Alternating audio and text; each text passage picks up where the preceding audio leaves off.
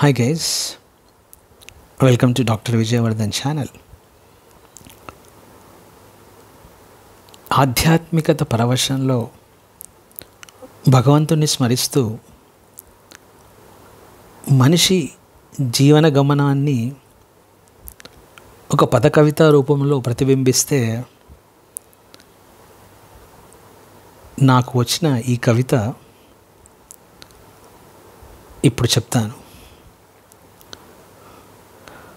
మౌనమే నీ భాష అయితే మధుర క్షణాలు మురిపించవా, నీ గొంతు నిశ్శబ్దం కోరితే ప్రకృతి సవ్వడి వినిపించదా, నీ కనురెప్పలు లీలగా వాలితే సరికొత్త లోకం కనిపించదా, నీవు అంతర్ముఖుడవైతే పరమాత్మ సాక్షాత్కారం మైమరిపించదా. సో ఈ 4 లైన్లో ఎలాంటి భావాన్ని ఇచ్చానంటే, మౌనమే కనుక నీ భాష అయితే మనం ఎంత మౌనంగా ఉంటే మన జీవితంలో జరిగినటువంటి మధుర క్షణాలు మనల్ని మురిపిస్తాయి. అదేవిధంగా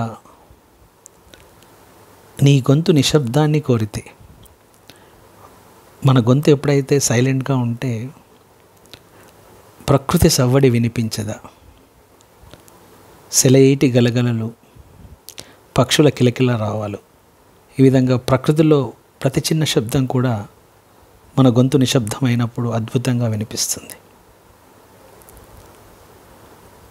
మనం కళ్ళతో ఎప్పుడు చూసే ఈ ప్రపంచాన్ని కొద్దిసేపు ఆపి ఆ కనురెప్పలను లీలగా వాల్చితే మనకు నచ్చిన సరికొత్త లోకం కనిపించదా. అదేవిధంగా నీవు నీలోనే చూసుకుంటే, అంటే మనిషి అంతర్ముఖుడైతే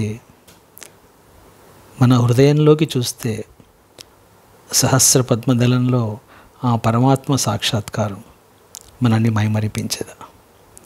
ఈ విధంగా ఈ 4 లైన్ల భావాలతో మనిషి జీవన గమనాన్ని నిర్దేశించాలనుకున్నాను. మౌనమే నీ భాష అయితే మధుర క్షణాలు మురిపించవా, నీ గొంతు నిశ్శబ్దం కోరితే ప్రకృతి సవ్వడి వినిపించదా, నీ కనురెప్పలు లీలగా వాలితే సరికొత్త లోకం కనిపించదా, నీవు అంతర్ముఖుడవైతే పరమాత్మ సాక్షాత్కారం మైమరిపించదా. మీ ప్రియనేస్తం, మీ motivational coach doctor Vijayavardhan, signing of.